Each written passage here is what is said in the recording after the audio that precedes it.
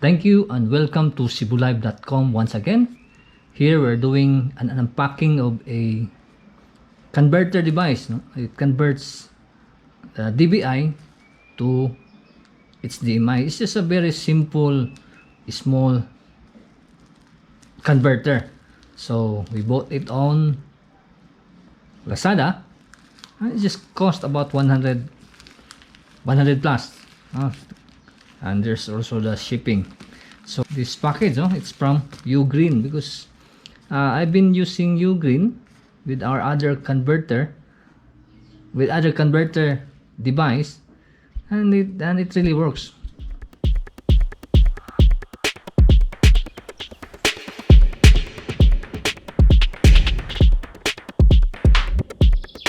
So first, I don't know what it is, but it looks like a sticker. Yeah, I think it's a sticker, happy every day, so that we should be happy every day. So let's open what's really inside, and here it is. It's a simple device. Okay, I think it's a Ziploc. Yeah, it's sealed. And still a nice Ziploc packaging. So let's open it. Let's cut it. See what's inside.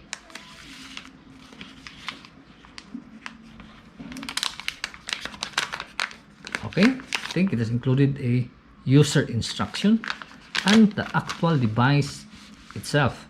So it's just very simple. It's a DVI part. So if your computer is a DVI and you want it, and then your monitor is a HDMI, then you can use this. So the other end is the HDMI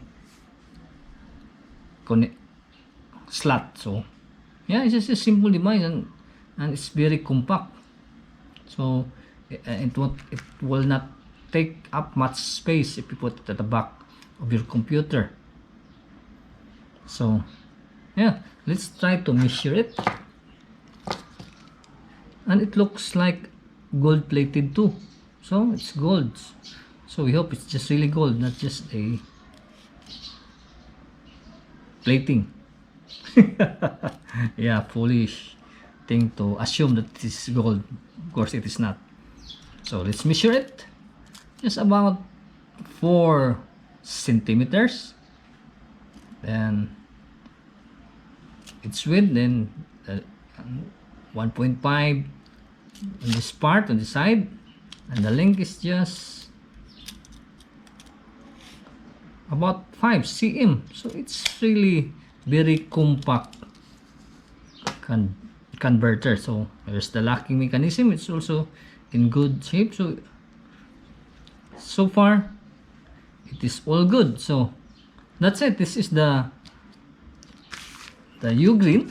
Let's check first the instruction. Wow, it is too small to read, and my glasses could not make out the words. But yeah, it's just, I think it doesn't need a complicated instruction manual. This is just a plug and play device. So friends, that's for now, and we will make a video maybe later on or some other time on how to connect this to your computer. So thank you once again, and have a great day.